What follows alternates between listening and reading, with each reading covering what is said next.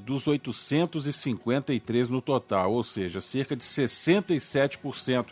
Para falar um pouco mais sobre esse assunto, o próprio presidente, né, do Conselho está na linha conosco, Eduardo Luiz da Silva. Presidente, bom dia, obrigado pela gentileza de falar com a gente aqui na CBN Juiz de Fora. Bom dia, Ricardo, e ouvintes da CBN aí de Juiz de Fora. Uma satisfação sempre a gente estar participando e prestando informações para a população do estado de Minas Gerais e do país. E a sua fala de ontem, ela acaba casando, de certa forma, com uma informação que hoje está no jornal o Globo, de que aqui no nosso vizinho estado do Rio de Janeiro, o contágio caiu na capital carioca, mas a situação no interior preocupa, né? Avançando cada vez mais rápido pelo interior do estado do Rio, assim como você trouxe ontem esse dado aqui no estado de Minas Gerais. Por favor, presidente, esses dados, de que maneira que eles podem ser avaliados do ponto de vista de saúde pública? Ricardo, é com muita preocupação que nós, aqui no estado de Minas Gerais, vimos essa interiorização do vírus corona, né?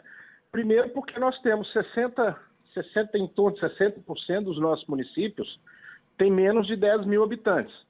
Isso significa que eles têm estruturas de saúde frágeis, né? Com, às vezes, uma ou duas equipes de atenção de saúde da atenção primária para fazer frente ao coronavírus, né? Então, isso nos preocupa sobremaneira. Nós temos regiões como a região noroeste, a região norte, o Jequitinhonha, né, que é muito comum os trabalhadores irem para o sul de Minas, para São Paulo, para fazer colheita de café, né, e outras plantação de cana, e que essas atividades estão praticamente paralisadas no país todo.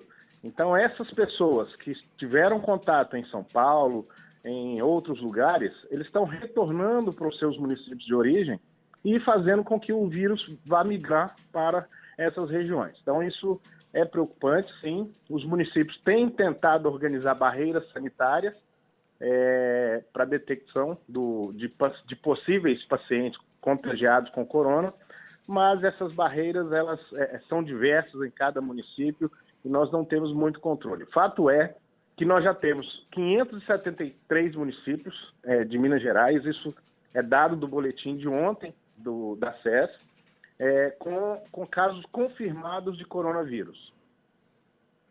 Presidente, se discute muito aqui em Juiz de Fora e na região. Juiz de Fora é uma cidade que atende aí 94 municípios no seu entorno, uma população estimada em 1.600.000, para um número de leitos bem reduzido numa pandemia como essa que a gente está vivendo agora. Mas se discute muito aqui o programa Minas Consciente e a sua efetividade. Como é que você tem acompanhado nesses últimos 3 meses a ação do governo do estado, não só nessa situação de saúde, mas também fazendo esse equilíbrio aí com a economia? Ricardo, essa pergunta ela é fundamental e importante para a gente pensar no enfrentamento do coronavírus no estado. Nós temos desde março, COSEMES e FES discutem os planos macro-regionais de enfrentamento. Então, como a saúde em Minas Gerais ela é regionalizada, identificando municípios polos com mais estruturas para fazer a atenção das redes assistenciais, a coordenação das redes assistenciais de uma região de saúde, nós trabalhamos com uma metodologia de identificação de necessidade de saúde para leitos de UTI e leitos clínicos do coronavírus.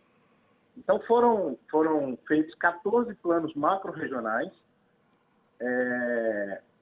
e nesses planos identificamos os municípios polos que poderiam receber investimentos e estruturação de leitos de UTI para atendimento desses pacientes.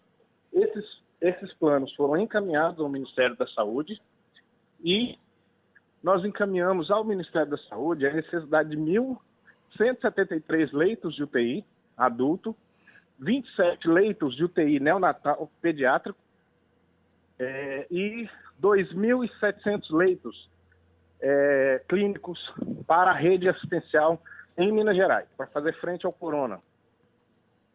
Só que os leitos de UTI, tanto adulto e pediátrico, apenas 370 foram habilitados.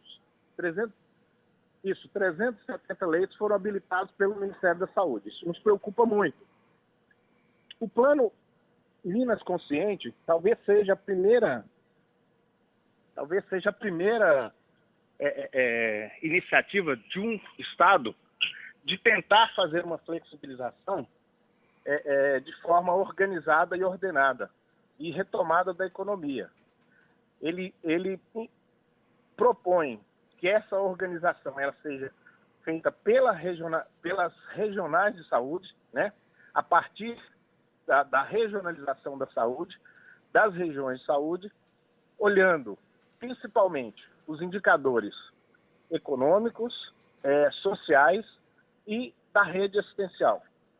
Então, eu vejo que, a partir do Plano Minas Consciente, nós teremos a possibilidade das regiões de saúde organizarem os seus sistemas para que eles possam atender tanto as necessidades sociais quanto as questões da saúde das suas regiões. Claro que os municípios têm autonomia, cada prefeito tem a sua autonomia para definir a sua retomada econômica, mas é muito importante que cada prefeito, cada gestor preste bastante atenção, principalmente na estrutura da rede assistencial, para que numa possível chegada do vírus ao município ou à região, a região tenha suporte para atender essas pessoas que vão necessitar. E nós estamos passando por momentos, eu vou citar o meu município, que é Taiobeiras, no norte de Minas. Até o dia 8 desse mês, nós não tínhamos registrado nenhum caso. E, infelizmente, descobrimos um caso numa instituição asilar. A partir daí, nós fizemos todas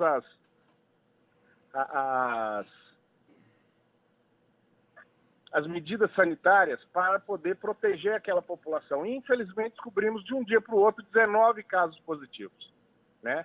E, a partir daí, você vai numa escalada só aumentando o número de casos. Então, aquilo que nós havíamos flexibilizado no comércio, né, nas atividades econômicas, nós tivemos que voltar atrás para proteger a nossa população. Então, isso vai depender muito dos dados epidemiológicos, da rede assistencial e de como o vírus vai se comportar em cada município, em cada região. E há um outro componente, presidente, que eu gostaria que você comentasse, é que daqui a 4 dias entraremos no inverno, que é uma época do ano que as unidades de saúde, e você como secretário de Taiobeiras, aí no norte do estado, também sabe que há uma procura maior nessa época do ano por doenças respiratórias e outras enfermidades que acontecem nesse período mais frio do ano. Ou seja, me parece que há um agravante quando se pensa que o coronavírus também está presente nesses pequenos municípios? Sim, com certeza, Ricardo. Essa é uma preocupação. Nós temos hoje a norma de que todos os casos de síndrome respiratória, né, ou sintomas gripais, eles devem ser notificados e acompanhados, justamente para que a gente possa fazer epidemiologicamente, sanitariamente, a detecção precoce de possíveis contagiados com corona para poder tratar de forma adequada. Tá certo. A gente está conversando aqui com o presidente do Conselho de Secretários Municipais de Saúde de Minas Gerais, Eduardo Luiz da Silva. O governo de Minas anuncia logo mais, por volta de meio-dia e meio, o governador Romeu Zema, a entrega de respiradores para o Estado. Essas ações, presidente, para a gente concluir, que o governo vem fazendo na área de saúde também, e na medida em que tem disponibilizado leitos também, ainda que, como você bem ressaltou aí, com a dificuldade e uma morosidade no credenciamento desses leitos, elas necessitam de uma rapidez, de uma agilidade, na medida em que esse avanço ele pode atingir esses pequenos municípios, e aí essas micro-regiões vão acabar inflando as macros? Isso, essa é a nossa preocupação, por isso, ontem, na audiência pública, nós encaminhamos ao presidente da Assembleia, Agostinho Patrus, um ofício solicitando o empenho daquela casa junto com o Ministério da Saúde para habilitação dos leitos. Mas nós fizemos, em comum acordo com a SES, Ricardo, a utilização de um recurso de 43 milhões provenientes da portaria 395, recursos federais, um aporte para os municípios que já têm leitos prontos de UTI, que não foram habilitados pelo Ministério, um aporte, um incentivo para custeio dos leitos que já estão prontos para a Covid.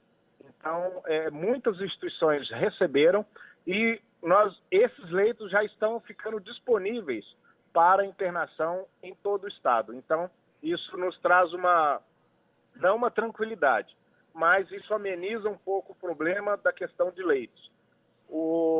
Preciso elogiar o secretário Carlos Eduardo, que por coincidência aí de Juiz de Fora, a atuação dele enquanto secretário de pactuar e ter muita transparência, tanto na questão de equipamento, distribuição de equipamento, de EPI, quanto de recursos, que tudo está sendo discutido e pactuado com o COSEMES.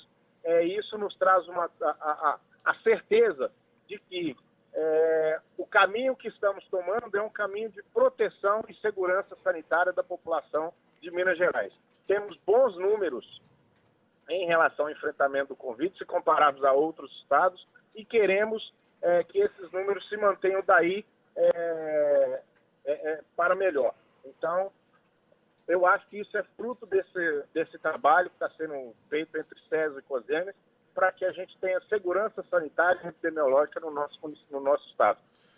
Muito bem. Presidente do Conselho de Secretarias Municipais de Saúde de Minas Gerais, Eduardo Luiz da Silva, muito obrigado pela gentileza de falar conosco. Presidente, uma boa terça-feira para você.